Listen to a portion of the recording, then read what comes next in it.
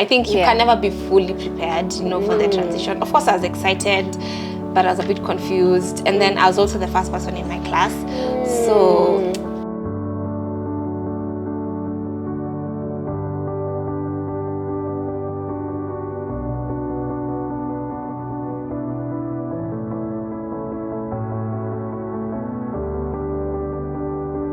hey guys, welcome to Period Stories with Binti Tales. My name is Alexia Musau. And my name is Lynna Owiti.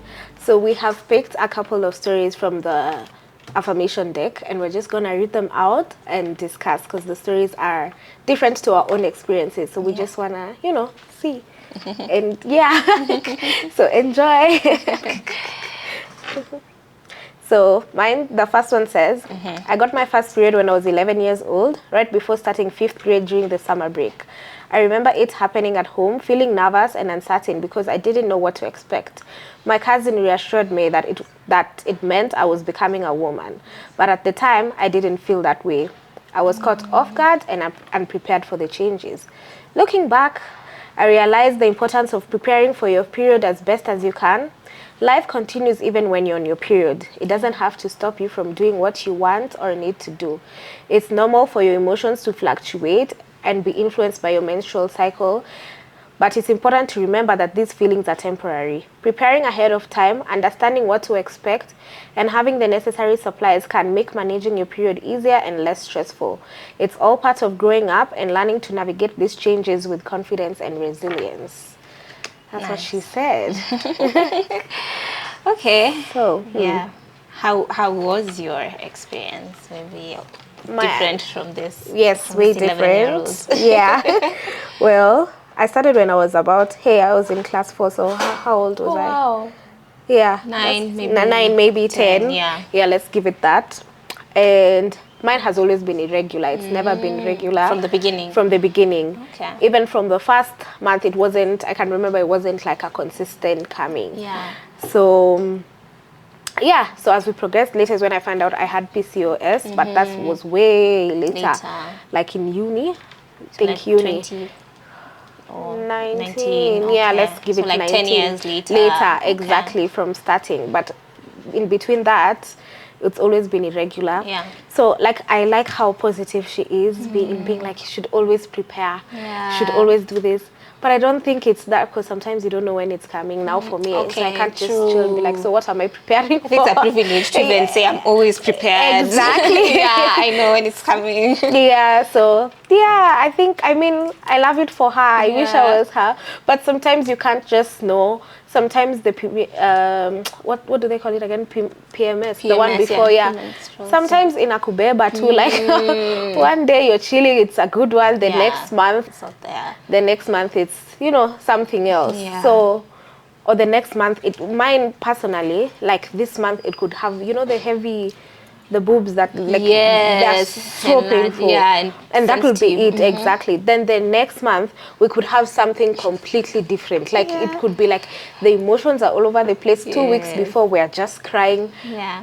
Especially my emotions are always like, I feel you on exactly. That one, Unalia too, and it's like, what's going on? So sometimes it's so hard to be prepared because they just find you. Yes. Sometimes I cramp during ovulation, then during my period I'm great. So you're not sure how to even prepare for it. I'm never sure because you don't know what it's bringing with it. Exactly. This time. Yeah. So I just go with I think my approach as compared to hers, I'd say mine is just, we just go with the flow. Yeah. With whatever we find, we'll adjust. So what I can say is I've learned to know how to kind of like deal with each and every possible situation that could come with. Yeah. And she said she got hers at 11 and you around 9, 10. 10. Do you think you were prepared or had information on that? Because if you think about it, I know reproductive system, whatever is taught in class 5. Yes. So we hadn't learned about it. I don't think my mom, she hadn't anticipated. We were having even this discussion the other day with her. When we were starting, she had not anticipated at all. We were just chilling, vibing. Yeah. So even when it started, I was with my dad in the house. So I'm the one who had to go tell him, hey, up or down, there's something. And I remember him being so happy. And I remember looking at him being like, excuse me. Am I missing something? Yeah, what's going on? So, and he didn't explain. He was just told the housey to give me like pads or something. Then my mom came later and was like, you know, this is something that happens. Yeah. But still, for that whole year, I was a bit clueless because I was also the first one in my class. I remember very clearly being the first one in my class and everyone just being like, what is going on? Exactly. So, I don't know. So, I feel like also people, I don't know how soon, I can't advise like a parent on how soon to have that conversation, but like sometime soon, like 9, 8 maybe, I'd say, just for someone, because you never know nowadays. You may think, okay, let's say someone started maybe at 9 or 12, 13, so you may assume, my daughter will start at 13. Then it happens now in class 4, and it can make the transition, I think, a bit hard if you have no idea. Exactly. So I think just even that casual mentioning, you know, as someone is growing up, just to be like, hey, you know, this happens, yada yada yada, just to, you know, make someone like the child anticipate. Okay, awesome. I'll read the story. I've suffered from excruciating periods since they began, worsening as I aged. Symptoms include headaches, dizziness, nausea, back pain, and even impaired vision at times. Despite neither my mother nor grandmother having experienced such drastic periods and therefore didn't understand what I was going through, they were super supportive and did their best during these times for me. Over time, I relied on escalating doses of paracetamol, Brufen, Buscopan to manage the pain, often exceeding recommended limits. My regular cycles meant I never knew when the pain would strike.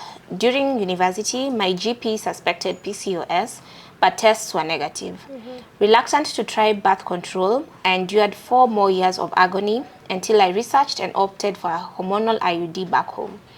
Insertion was tough, but it drastically reduced my symptoms and made my periods nearly negligible.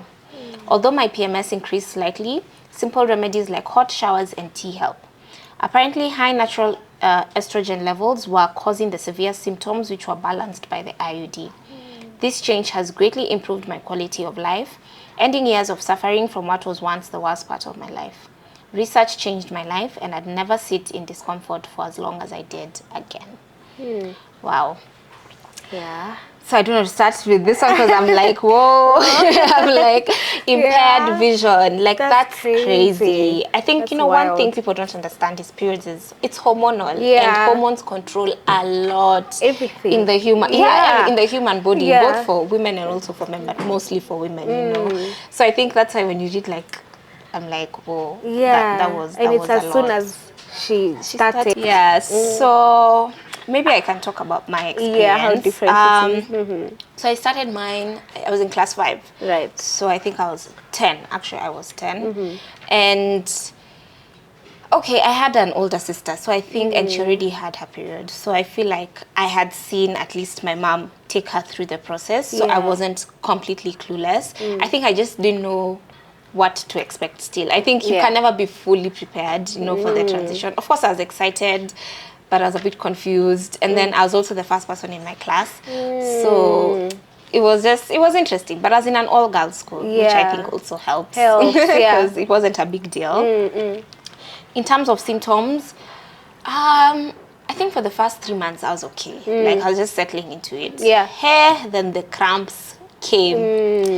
And the hormones. Because coming to think about it, I think I used to have very interesting thoughts around that time. I don't know if that makes sense, but like, a bit dark or depressed. And okay, I don't use words lightly, but and for me, the cramps were the worst part of my period, honestly. My flow was okay, but I was just in so much pain, especially the first 2 days, and I couldn't understand why I'm in so much pain. And I was like, I can't wait to grow up and have children and get rid of this thing. Like, because it's, I'm like, that's another 20 years. I'm like, what? This thing, it's not fun, you know, it's not fun.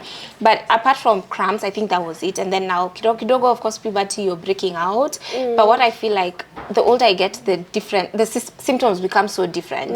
Because before, like, ovulation, I never used to have ovulation cramps. Now, it's a whole thing every month. And it's different from period cramps, but it's not fun as well. It's not fun. It's not. PMS has become something else. The emotions, I could just be chilling and I cry.